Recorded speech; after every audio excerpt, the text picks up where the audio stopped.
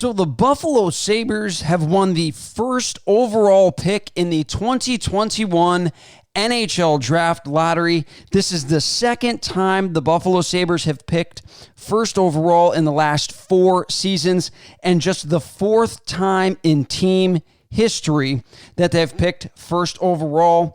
The other 3 first overall picks being the first one in 1970, the Buffalo Sabres inaugural season, and they drafted Gilbert Perreault, who played 17 seasons in the NHL, all of whom were with the Buffalo Sabres. He amassed 1,191 games played, 512 goals, 814 assists for 1,326 points. He is the franchise leader in every single one of those categories. The Buffalo Sabres then picked first overall in 1987, where they picked center Pierre Turgeon, who went on to play 5 seasons with the Buffalo Sabres, amassing 322 games played and 323 points. He was also involved in a blockbuster 7-player trade to the New York Islanders that brought back Sabres favorite Pat LaFontaine. The latest first overall pick for the Buffalo Sabres, of course, being Rasmus Dahlin. And Dahlin, in 197 games played, has scored 107 points for the Buffalo Sabres, which, if you think about it, 1, he's a defenseman, and 2, he was under Ralph Kruger for a season and a half, who just completely misused him. So that in itself is staggering. That just goes to show how good Rasmus Dahlin really is. And if the Sabres hire a coach who can coach him up to his full potential, he is going to be an absolute nightmare for teams moving forward. So now that we've got that out of the way, the Buffalo Sabres are picking first overall in 2021. Needless to say, the first overall pick has big expectations for the Buffalo Sabres franchise, as the last 3 were just absolutely tremendous players for the Buffalo Sabres. So now what? They have the first overall pick in the 2021 NHL Draft, and now what do the Buffalo Sabres do?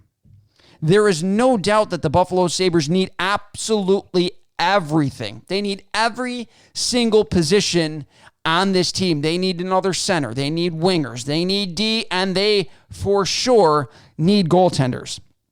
So what do the Sabres do? A lot is going to have to be dependent on, in my opinion, with the Eichel and Reinhart saga. You have to take that whole account into the situation. You also have to take into account the coach that the Sabres are going to hire moving forward.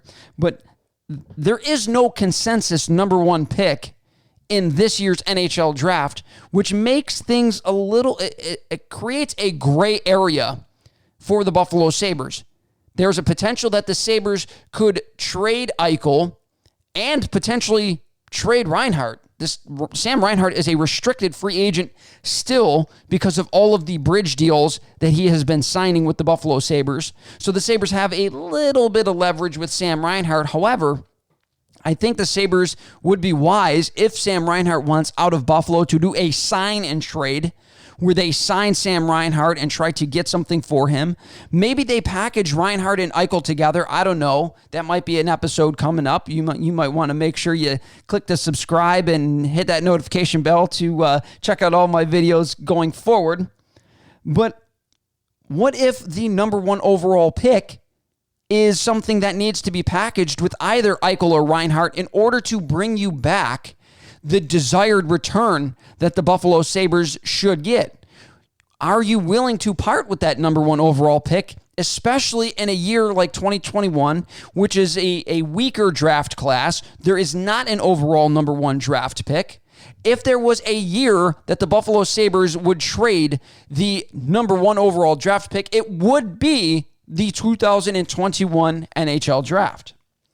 They also need to take into account the fact that they have multiple draft picks in several rounds in this upcoming draft. They have 2 second-round picks, 2 third-round picks, and 2 sixth-round picks. So there's definitely some wiggle room if you trade the first overall pick to trade back up into the first round and still get a very quality player that the Buffalo Sabres need to start building this thing to start building some positive momentum and start pushing this thing in a positive direction.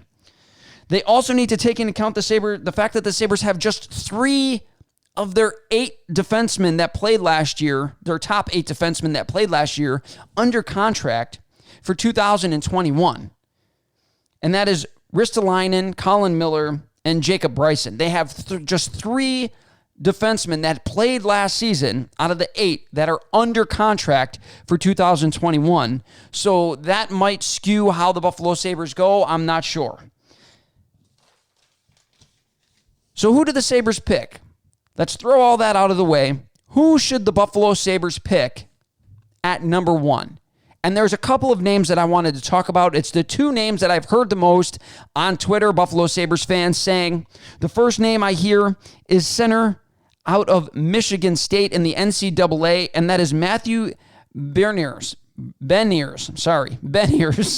He's ranked number 1 by Elite Prospects, McKeen's Hockey, Dober Prospects, and SMAT Scouting. Yes, I said that right. SMAT Scouting. SMAHT Scouting. He is also ranked number 4 overall by TSN/McKenzie.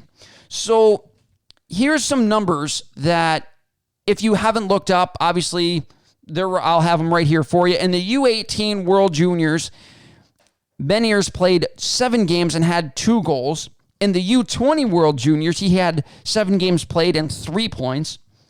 In the United States Development Program, he played 44 games, had 18 goals and 23 assists for 41 points. And in his first year in the NCAA, he had 24 games played, 10 goals, 14 assists for 24 points.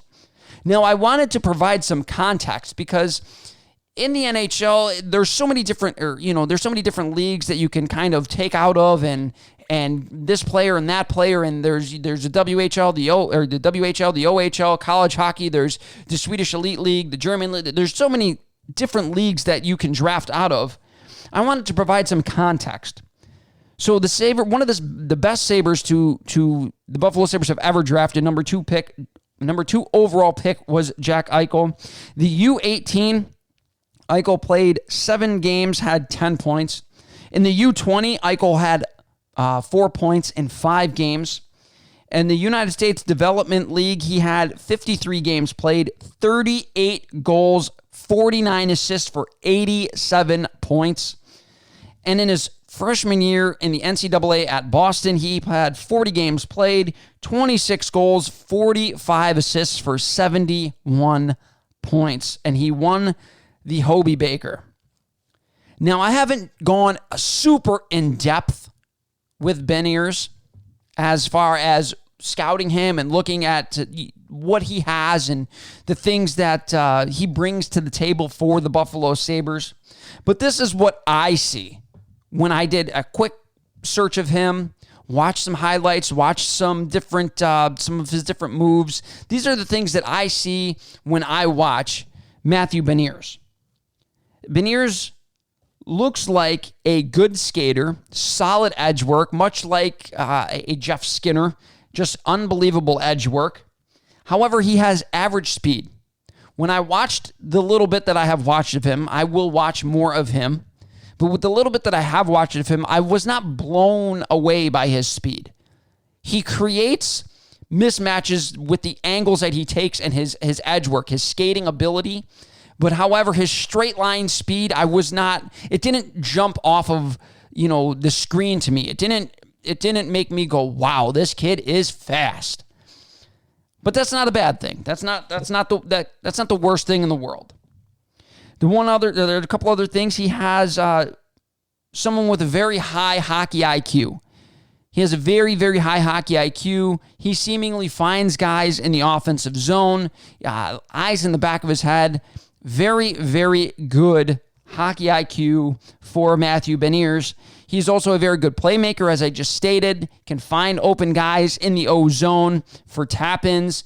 And, a kid who's not afraid to go to also a kid that's not afraid to go to the greasy areas to get some goals and dig the pucks out along the boards, things like that. He's not necessarily just a perimeter player. He's not the biggest guy in the world. I think he's 6 foot, 6'1", in that general neighborhood, maybe about 190, 200 pounds, something like that. I'm sorry, I don't have it in front of me. But he also has above average hands. Now, if you watch him skate from end to end, he has some really sick moves. He is able to go end to end in college hockey, and that is something that if you're looking for an NHL or you want somebody at a lower level to be able to dominate the lower level. Now, Beniers, in my opinion, if you pick him first overall, he does not project to jump right to the NHL. That's my opinion. I don't think Beniers should jump right to the NHL. I think he looks like he needs maybe another year in college hockey and maybe a year in the AHL, kind of in the vein of like a Casey Middlestat. If we draft him first overall, we should not rush him to the NHL. We should not force him to come into a bad situation, and potentially ruin his development.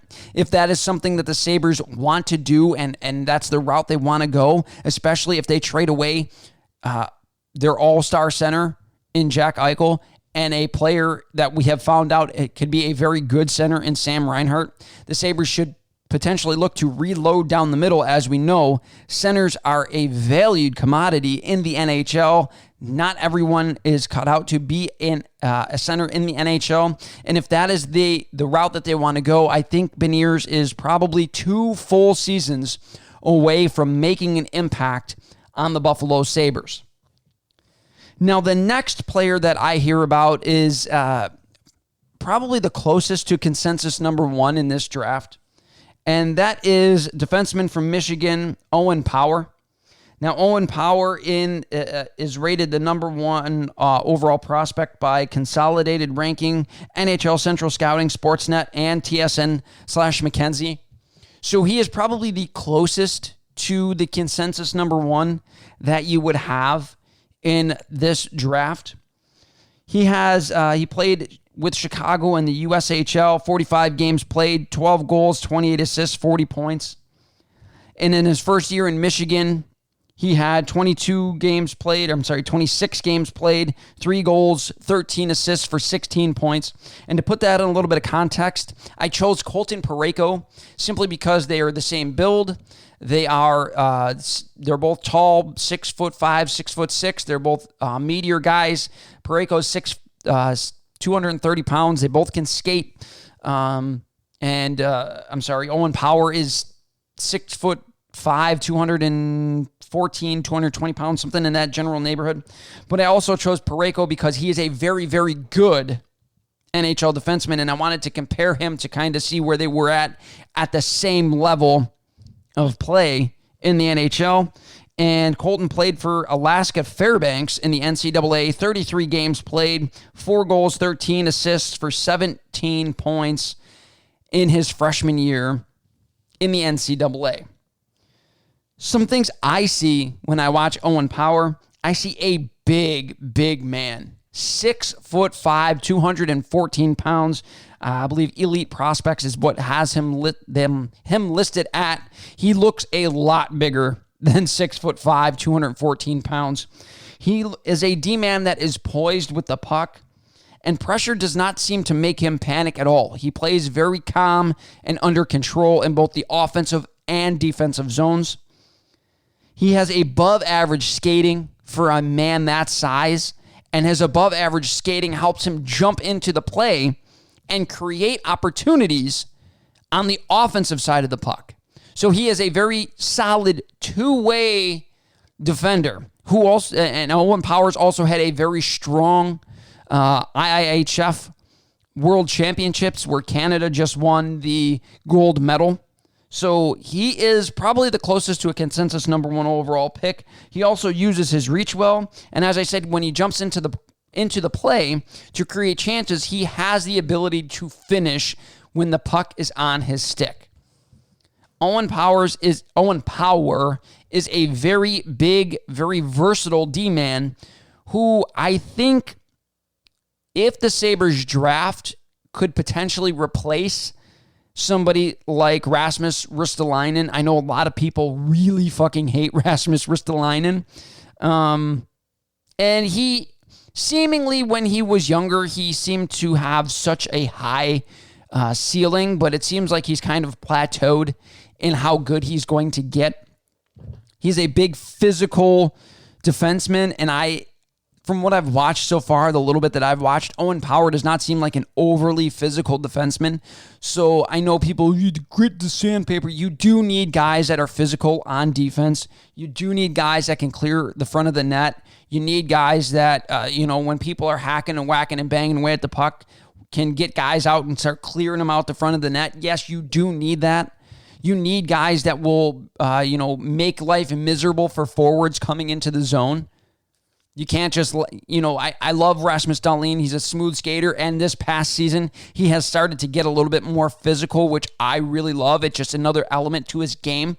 But that's something that I want to see more of out of Owen Power, to use that huge frame of his and really make life miserable for the other team's forwards. Now, he uses his size as far as offensively. He uses it very well. Defensively, he seems to use his reach very well, getting his stick in shot lanes, things of that nature. So when it comes down to it, it really all depends on the direction that the Buffalo Sabres are going to go into. Who am I going to pick? I don't know yet. If I was the Sabres GM, if I was Kevin Adams, who would I pick? I'm not sure yet, honestly. I have to do a little bit more research. I have to do a little bit more digging. I don't want to make a rash decision. Right now, it looks like I would pick Owen Power simply because he looks a little bit more NHL ready. He looks like he could probably jump right in at the age of 18. I think he's 18 years old, and jump right into the NHL. So if the Sabres are looking for somebody to come right into the NHL and play top 4 D minutes, I think Owen Power can play top 4 D minutes for the Buffalo Sabres. I think you put him on that second pair, his rookie season, see what he can do. Maybe on the second power play unit, Rasmus Dahlin, Owen Power on the second, because he's seemingly a pretty good quarterback on the power play also.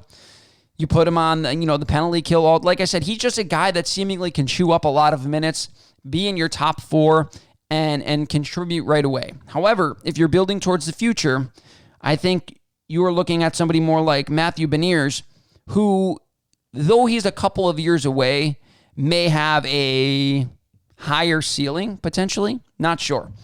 But that's going to do it for this video. Thank you guys for listening. Remember, if you like what you're hearing, tell your friends and tell your family. You can make sure you hit that subscribe button, hit that notification bell so you never miss a video. Thank you guys for listening. Have a fantastic week.